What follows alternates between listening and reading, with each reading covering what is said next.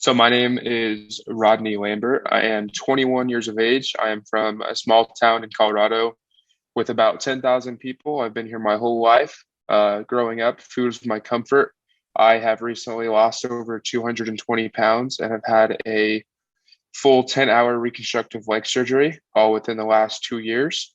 I am now on prep for summer shredding transformation in October.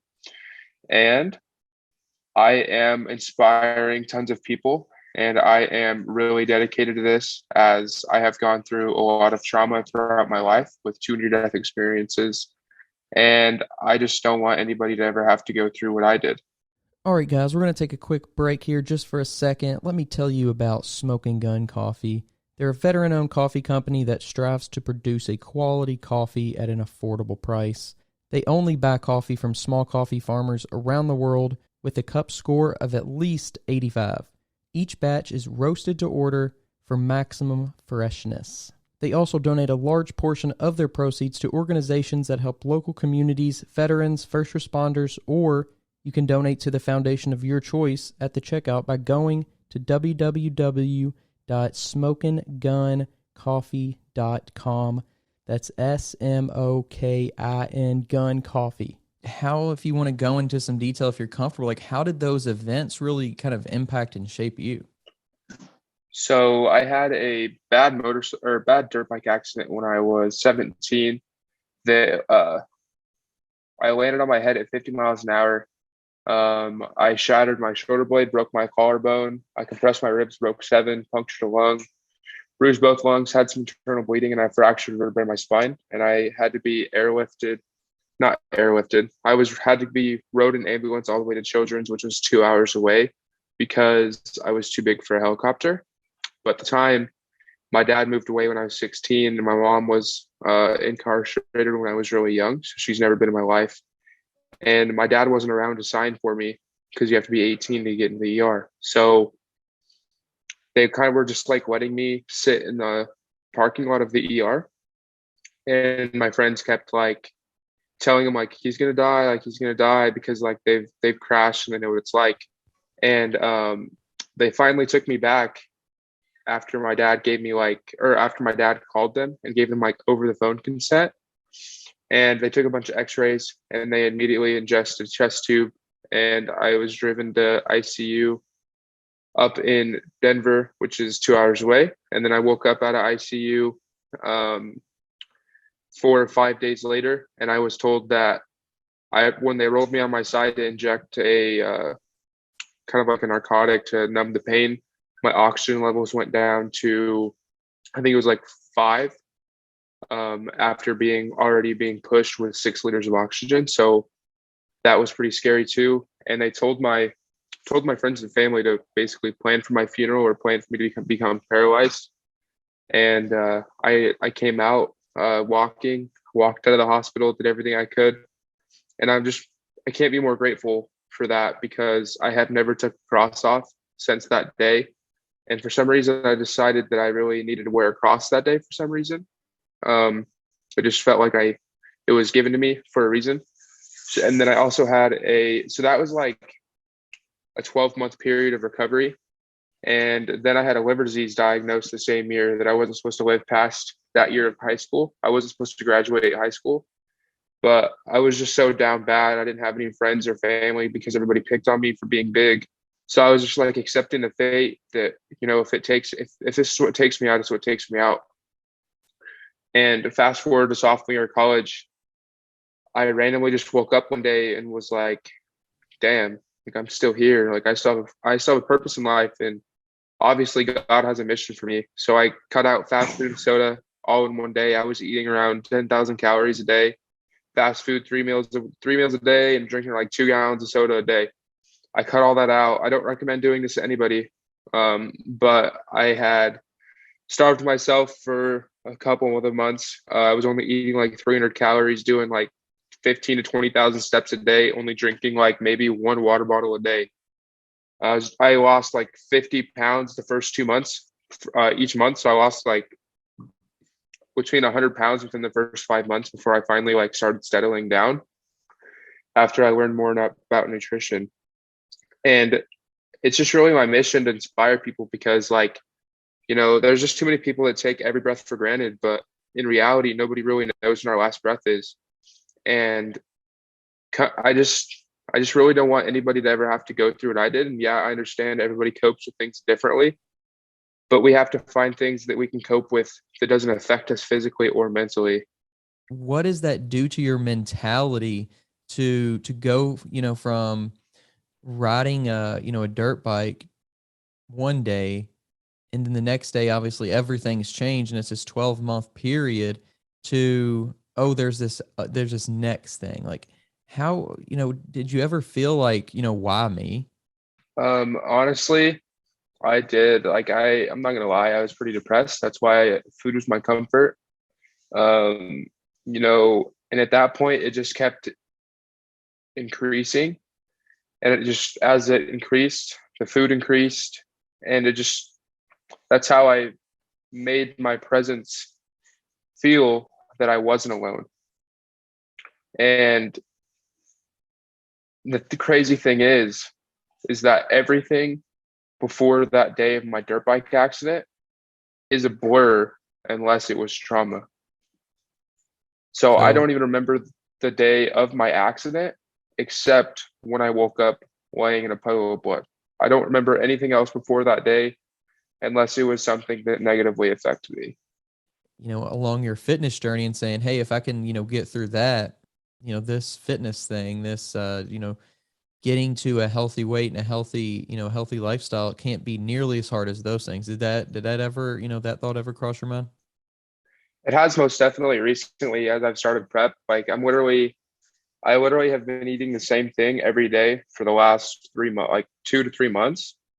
And it honestly has not affected me. Like I am okay with eating the same thing every day because I understand how much I've been through and how much eating this certain things are going to help me. And then also, I used to have really bad body dysmorphia about my loose skin, but it showed a lot at Alpha Land too. But I was able to walk around without my shirt and just like being able to like have people that have, you know, hundreds of thousands of followers or, they have an amazing physique that we all dream about walk up to me and be like, yo, like your story is inspiring. Like your physique is one of the best around. You should be very proud of yourself. And that's something that I will never forget because I have reached millions of people. I think I've reached probably 60 million people within the last few months. And that's honestly what keeps me going because I realized that what I did and what I've been through is now affecting hundreds, if not millions of like hundred thousands of people or millions of people to now take that action and get their life on track, whether it be physically, mentally, or just creating a new lifestyle for themselves or just erasing that mindset and starting over. And it's crazy to me to think that there's people who can overcome really harsh situations and really harsh environments, and they become, really inspirational. They achieve success in whatever field.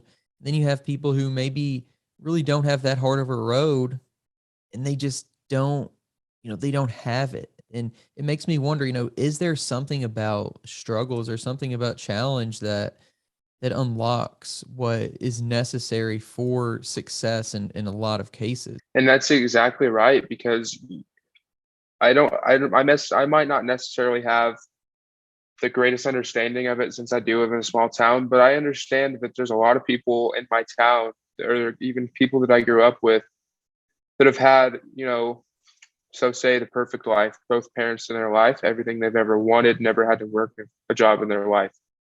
And you can definitely tell how much different their mindset is compared to somebody that has had to have a job since they were 15 or have had a rough life growing up or they've had trauma growing up.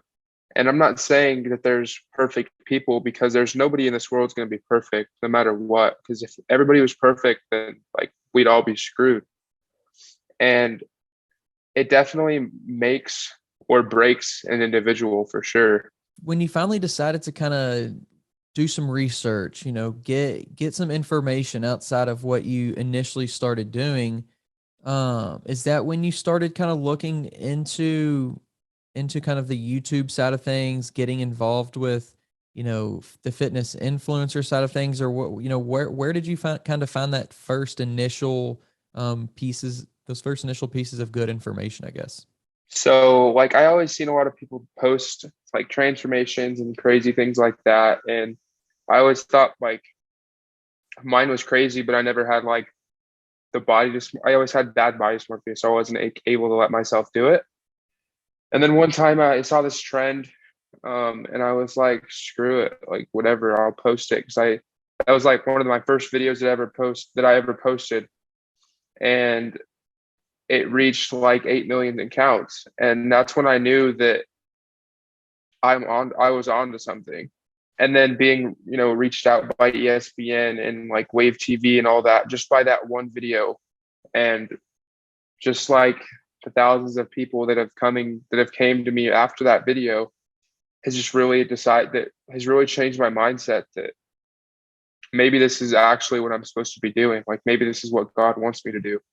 This podcast is sponsored by Smoking Gun Coffee, a veteran-owned coffee company that strives to give back to those in need. Don't forget to use code TWR10 for a 10% discount at checkout. When you come across somebody asks for help, ask for advice, how do you really get through to a person, on a very personal level?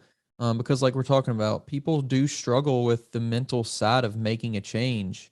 And they see that somebody has, but that still doesn't mean that they're not going to struggle with it. How do you really, I guess, try to connect with that person to help them make that change, I guess? So I always check my DMs on the daily, and there is people that reach out that ask me questions like that, or like say, how do you stay motivated, or how do you, how did you overcome your depression and stuff like that? And I always answer back in a voice memo, so that way they can understand the feeling in my message, because I feel like I get more of a reach to that person, and I feel like I actually touch that person by sending them that voice message or that voice memo through Instagram. Because yeah, like I can send a text, like a paragraph, but personally, if I was ever going through something, I'd rather hear somebody's voice talking to me about it than having to read it myself. Because when you're going through something, I understand that things may not seem to like read the same to the human brain. So hearing them from another person and hearing the tone of voice and hearing the mood that they are throwing out from that is the best message that I can ever give to somebody. And if there's ever somebody that's ever struggling that doesn't seem to really help, then there's been a couple times where I have been on the phone with somebody for an hour, just trying to help them get through whatever they're going through, or just help give them advice and just to let them know that they can do it. Because, you can do anything you put your mind to. You just have to stay dedicated, and that, you have a purpose in life, more like, everybody has a purpose in life. You just have to find it. At what point did you become aware of and decide that you wanted to be a part of this this upcoming summer shredding in October? I heard a lot about it within the last few months, and it was like after I started like getting more engagement. And I watched a couple of people's videos. Like I follow some people that are now like some of my closest friends that have lost a lot of weight that have done it. And just like now realizing how many people that I've touched, that I think this would be an awesome experience, because I went to the June show as well. And it was an amazing experience watching everybody get on stage and just showcase their transformation. And it's just incredible how much hard work somebody has to put in to get where they're at today. And that's another reason why I want to do it, is that, I basically want to prove myself nationally to everybody that I did this, and whoever I haven't reached, I want to reach, just so I can just get myself out there and just really help inspire people. Just because I know there's a lot of people that struggle with things like that. And then also, it's not even like really a selfish side of me, but it's more or less just to piece that I want to prove everybody wrong that ever doubted me. And I think the transformation class is probably the most motivational out of all of the classes, because it really, watching the video of somebody else's, it's on the stage as they are posing or doing, as their 2-minute video plays. Every one of those videos gave me chills. And I know a lot of people that it has too, because I understand that it is possible.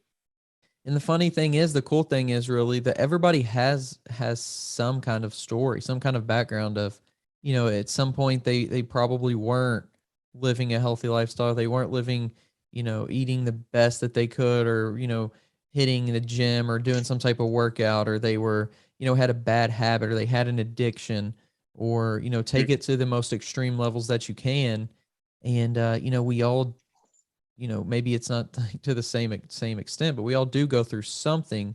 And I think fitness is kind of that home for everybody, to where we can kind of come together, and it's like a little bit of a therapy. It's like a little bit of this opportunity to use your own body, use your own, use what's in your mind to your advantage, I guess. And it's a special place, a special community, and I think it's something that a small percentage is only taking advantage of right now, but hopefully, as time goes by, as we can reach more people, people like you especially, who can reach millions of people, can turn turn that 1% into 10%, and that 10% over time into 50%, and just get more people involved in living a healthy lifestyle. But what would be your kind of words of wisdom for people out there who may be in kind of a tough mental spot?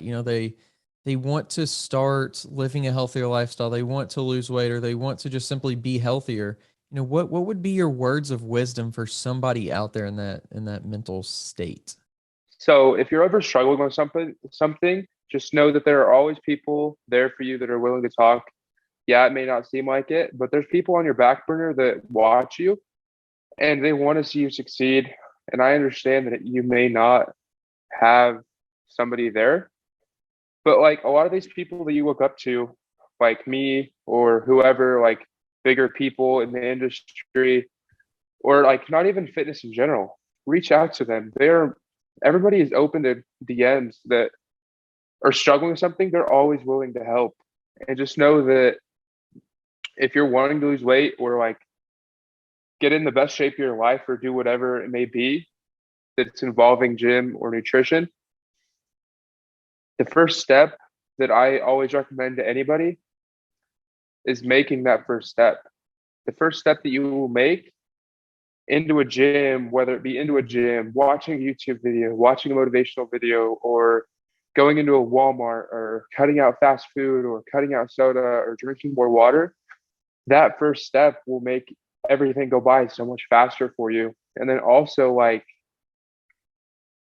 you also need to understand that you can't make it a chore, because if you make it a chore, you're not going to do it right. You're not going to love it. You're not going to enjoy it. You have to make it a hobby. Like me personally, the gym is something that I like to do outside of everything else, but now it's starting to turn into a lifestyle for me. But when I first started, I would go to work, do whatever it else may be, and then I would go to the gym because that's something I like to do in my free time.